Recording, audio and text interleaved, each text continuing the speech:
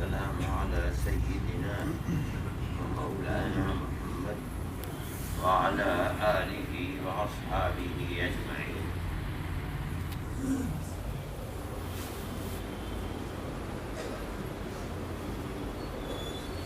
کل یہ بات چل رہی تھی کہ اسلام کی بنیادیں دو چیزوں پر ہیں، ایک اللہ کی توحید اور دوسرے جناب رسول اللہ صلی اللہ علیہ وسلم کی رسالت کو ماننا ہے۔ یہ دونوں چیزیں ملیں گی تب اسلام ہوگا، اور جو بات اب تک ہوتی چلی آئی تھی وہ صرف اللہ کے ذکر کی تھی، اور اللہ کے ذکر ہی کے لیے آپ لوگ آئے بھی ہیں دور دراز سے۔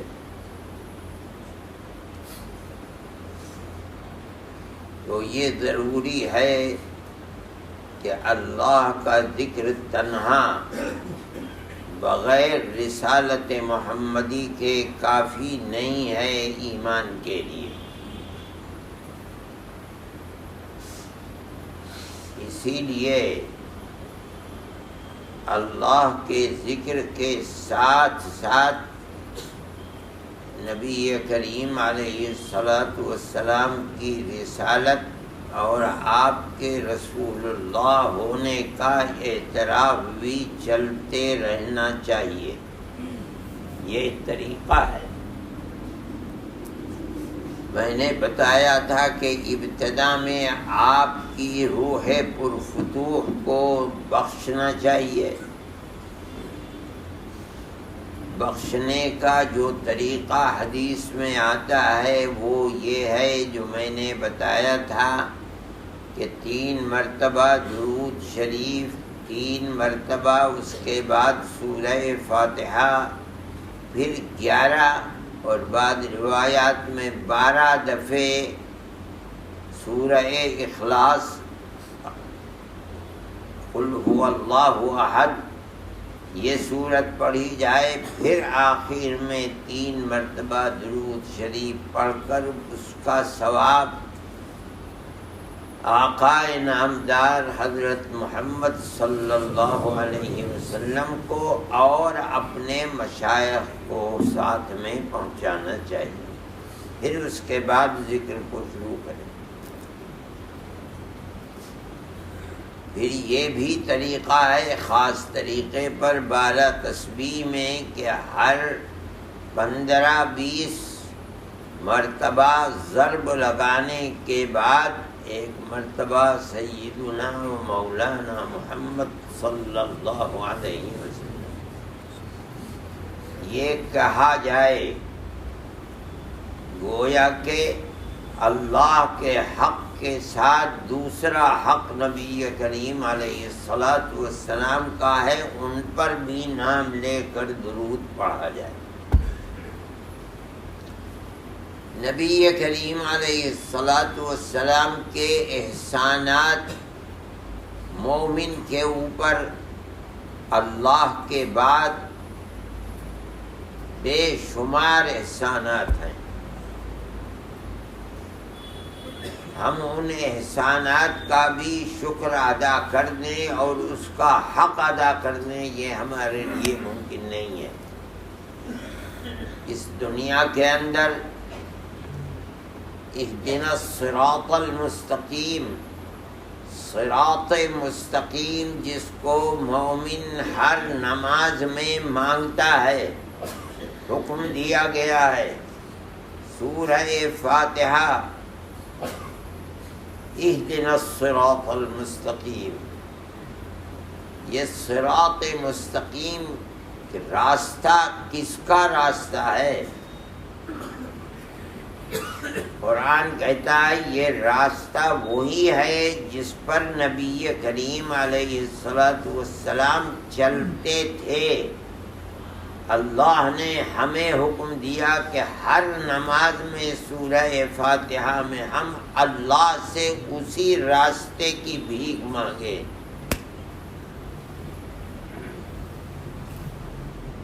کہ جو راستہ ہمارے آقا حضرت محمد صلی اللہ علیہ وسلم نے اپنایا تھا اور آپ نے انہیں بتلایا تھا، اور وہ آخر تک اسی راستے پر چلتے رہے،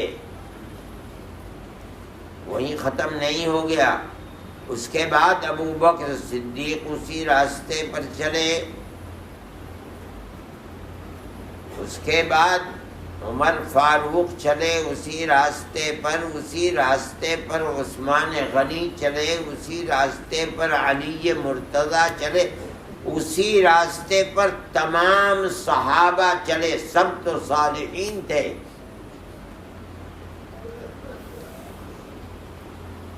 لہذا ان کا حق ادا کرنا چاہیے، ان کے اوپر صلاۃ و سلام درود پڑھتے رہنا چاہیے، ان کے لیے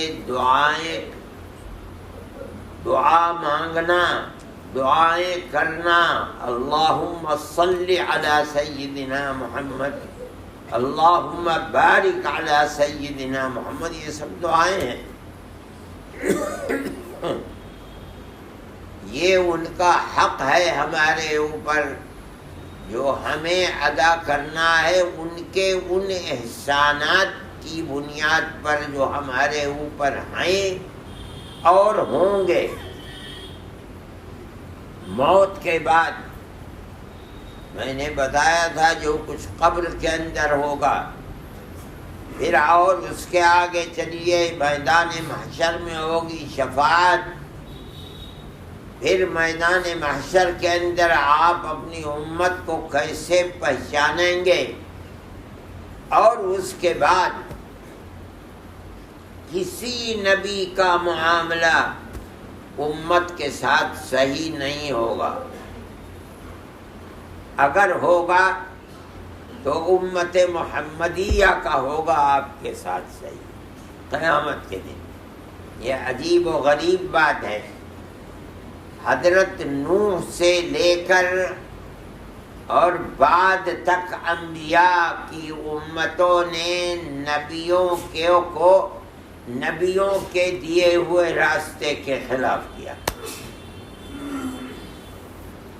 آخری نبی حضرت عیسیٰ علیہ نبینا علیہ الصلوۃ والتسلیم، کسی نبی نے شرک کی تعلیم نہیں دی، نبی آیا ہی ہے اللہ کی توحید کے لیے، لیکن حضرت عیسیٰ کی پوری امت متفق ہے شرک کے اوپر، سب کہتے ہیں کہ عیسیٰ اللہ کے بیٹے ہیں۔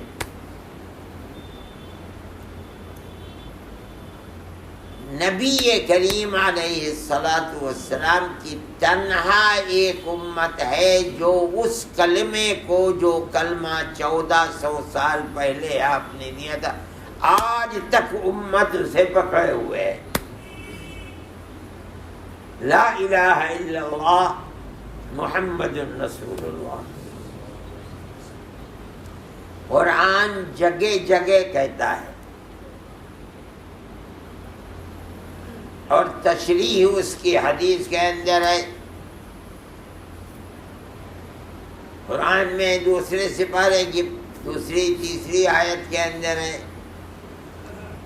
لِتَكُونُوا شُهَدَاءَ عَلَى النَّاسِ وَيَكُونَ الرَّسُولُ عَلَيْكُمْ شَهِيدًا۔ پھر 5ویں سپارے کے اندر ہے، پھر 14ویں سپارے کے آخر میں ہے، 17ویں سپارے کے آخر میں بھی ہے، جگہ جگہ فرماتا ہے کہ اللہ تعالی میدان محشر میں ہر نبی کی امت کو جمع کریں گے، حضرت نوح کی امت اور اس کے بعد جو انبیاء ہیں سب کی امتوں کو جمع کیا جائے گا، اور سامنے نبی کو کھڑا کیا جائے گا،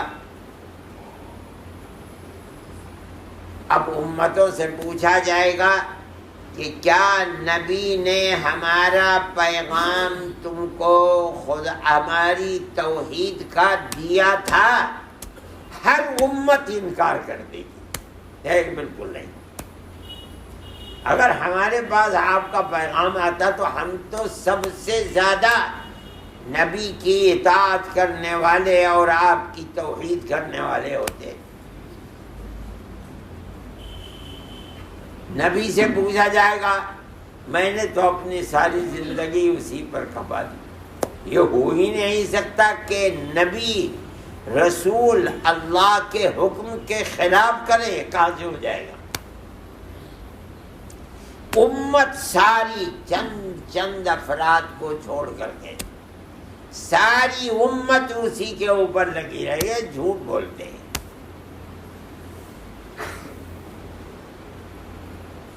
اب نبی کہہ رہا ہے میں نے اے اللہ ساری زندگی لگا دی، اور امت ایک طرف ہے کہہ رہی ہے جھوٹ ہے۔ اب اللہ تعالی نبی سے پوچھے گا بتاؤ گواہ کون ہے؟ تم کہہ رہے ہو کہ تم نے پیغام خداوندی پہنچایا ہے، یہ بتاؤ تمہارا کوئی گواہ ہے؟ تو وہ یہ کہیں گے کہ اے اللہ میری صداقت کی گواہی آخری نبی حضرت محمد صلی اللہ علیہ وسلم کی امت دے گی، ہمیں اور آپ کو اللہ ہمارا خاتمہ بالخیر فرمائے۔ ہمیں پیش کیا جائے گا کہ بتاؤ یہ سچے ہیں یا نبی سچا ہے؟ ہم یہ کہیں گے نبی سچا ہے، یہ جھوٹ بول رہے ہیں۔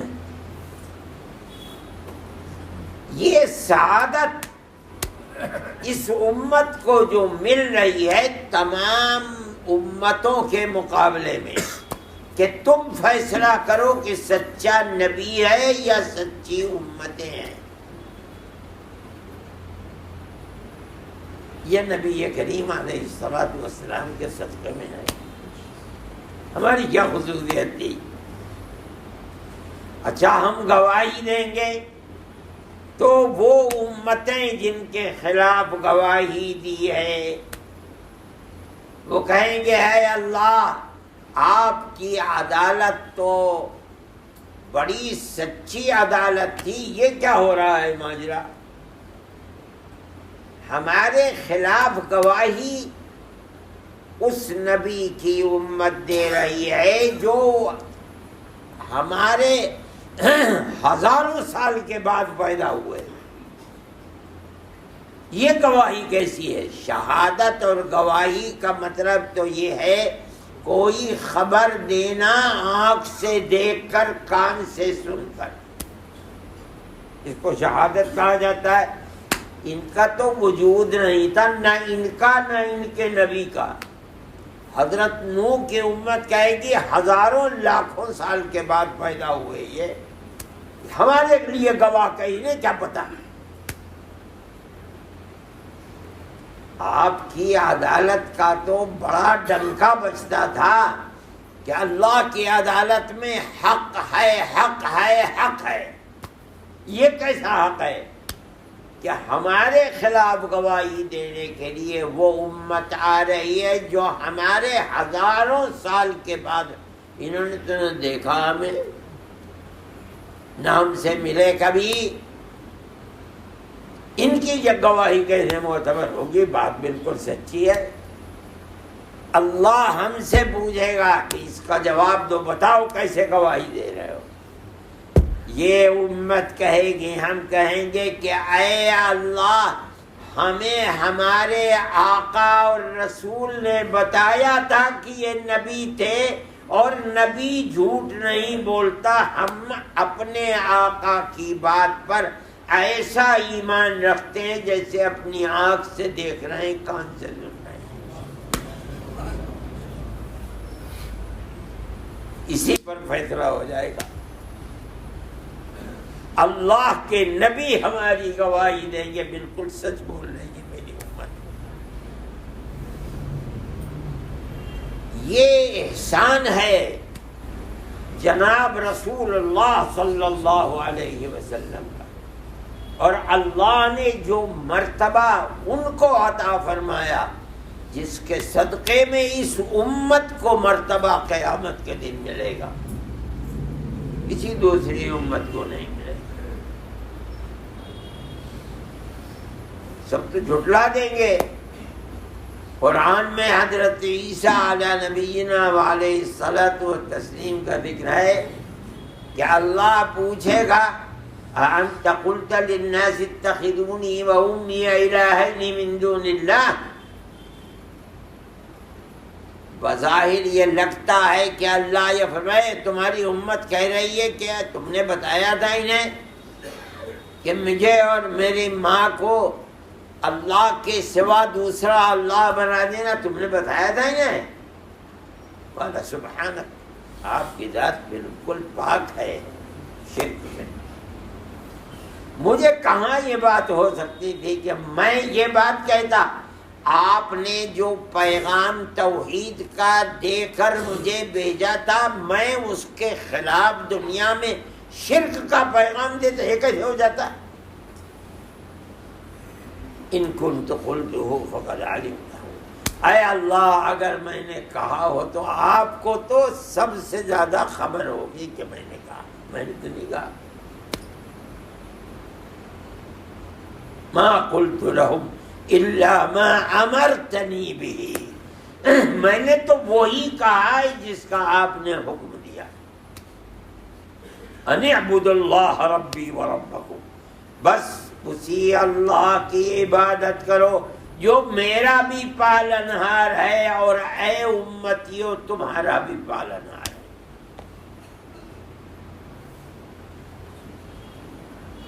اگر میں نے کہا ہے تو آپ جانتے ہیں، یہ پورا تمام انبیاء کے ساتھ اللہ یہی فرمائیں گے، اور انبیاء کے ساتھ امتوں کا معاملہ یہی ہوگا۔ صرف ایک امت ہے جس میں اللہ نے ہم پر کرم فرمائے، وہ چاہے کسی بھی امت میں پیدا فرما دیتے، لیکن ہمیں امت محمدیہ علی صاحبہ الصلاۃ والسلام میں پیدا فرمایا۔ آپ اس امت کی رہبری قیامت کے دن فرمائیں گے۔ جہاں تکلیف کی جگہ ہوگی، اللہ کا نبی سب سے پہلا وہاں کھڑا ہوا اپنی امت کو اس کٹھنائی کی جگہ سے نکال کر راستہ بتانے والا ہوگا۔ صحابی پوچھتا ہے یا رسول اللہ، آپ نے فرمایا کہ شفاعت کریں گے، کہاں آپ ملیں گے ہمیں؟ کہ بھئی یہی دو ایک جگہیں جو پریشانی کی ہوں گی، جہاں ترازو ہوگا اور ترازو پر ہر آدمی کے اعمال تل رہے ہوں گے، جہاں نامہ اعمال دیا جا رہا ہوگا کسی کے بائیں ہاتھ میں کسی دائیں، جہاں پل صراط کے بعد جو جہنم کے اوپر پل ہے جس پر سے ہر آدمی کو، یہی دو تین جگہ ہیں، یہی مجھے تلاش کر لینا، یہاں نہ ملوں وہاں، وہاں نہ ملوں وہاں۔ پیاسوں کو جہاں پانی مل رہا ہوگا وہاں دیکھ لینا، بس میں انہی دو تین جگہوں کے اوپر رہوں گا۔ یہ کیوں ہے؟ امت کی دستگیری، یہ نبی کریم علیہ الصلاۃ والسلام کا صدقہ ہے جو کچھ بھی ہے۔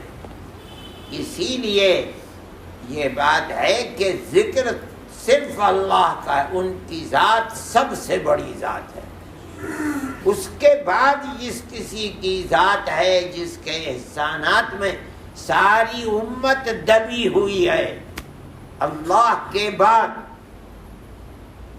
وہ آقا نامدار حضرت محمد صلی اللہ علیہ وسلم۔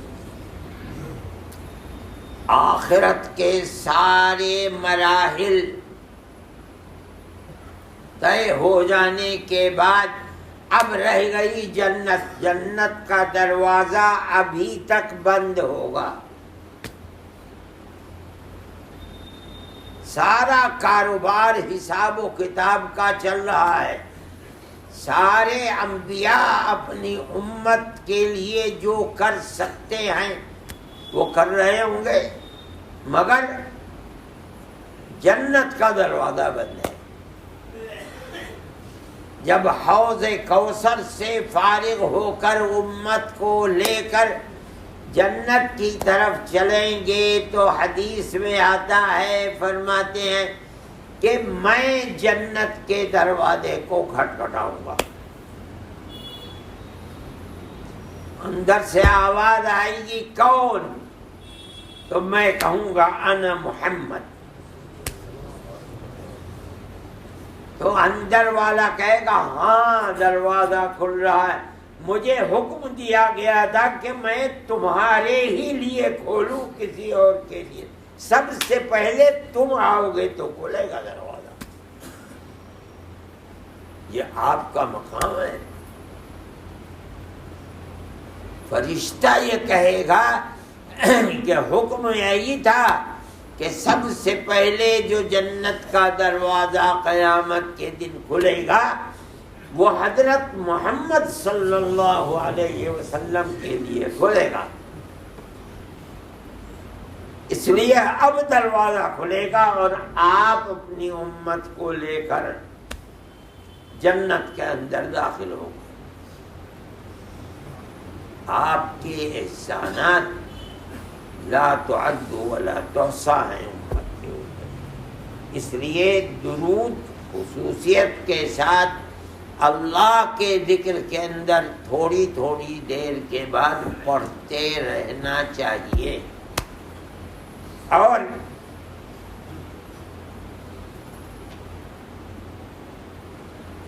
آپ نے درود پڑھنے کا حکم بھی دیا خاص طریقے پر۔ جو یہ ہفتے کے 7-8 دن ہیں ان کے اندر سید الایام کہا جاتا ہے جمعے کے دن کو، سب دنوں کا سردار۔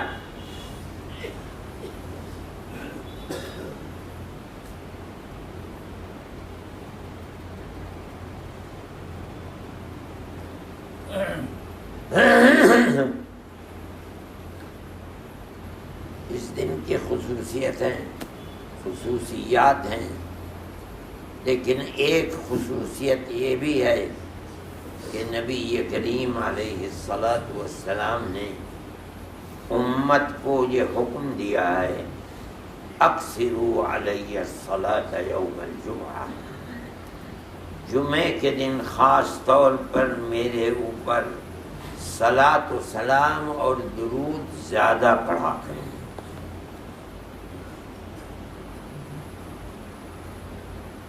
اسی لیے آپ کا چونکہ ہمارے اوپر سب سے زیادہ احسان ہے اللہ کے بعد، اس لیے جمعے کے دن خصوصیت سے جتنا درود پڑھ سکتا ہے آدمی، آپ نے حکم دیا ہے امت کو کہ میرے اوپر درود یا یعنی میرے لیے دعا، رحمت کی، اللہ کی عنایت کی، برکت کی، میرے اوپر درود پڑھنے کی خصوصیت جمعے کے دن زیادہ ہونی چاہیے۔ اس لیے مومن کو چاہیے کہ وہ اس کا اہتمام کرے۔ ہر آدمی جب جمعہ آئے تو اور دنوں کے مقابلے میں اگر روزانہ ایک تسبیح پڑھتا ہے یا ایک تسبیح صبح اور ایک تسبیح شام پڑھتا ہے تو اس دن اس سے زیادہ پڑھنا چاہیے۔ لوگ کہتے ہیں مشائخ کہ درود زیادہ پڑھنا آپ کے حکم کے مطابق، اس کا نتیجہ یہ بھی ظاہر ہوا کرتا ہے کہ نبی کریم علیہ السلام کے خواب میں مبارک دیدار ہو جاتے ہیں. یہ بھی فائدہ ہے درود کا. اس لیے اللہ کے ذکر کے اندر بھی درود ہونا چاہیے. جو تسبیحات بتائی جاتی ہیں ان کے اندر بھی درود ہوتا ہے. جمعے کے دن بمقابلہ اور دنوں کے زیادہ درود ہونا چاہیے تاکہ آپ کے مبارک حکم کی تعمیل ہو جائے. اللہ ہم سب کو توفیق عطا فرمائے زیادہ سے زیادہ درود کی، اور نبی کریم علیہ السلام کے حق کو بجا لانے کی اللہ سعادت میسر فرمائے. اپنے ذکر کی زیادہ سے زیادہ توفیق عطا فرمائے. دنیا کو بھی آباد فرمائے، آخرت کو بھی آباد فرمائے. وصلی اللہ تعالی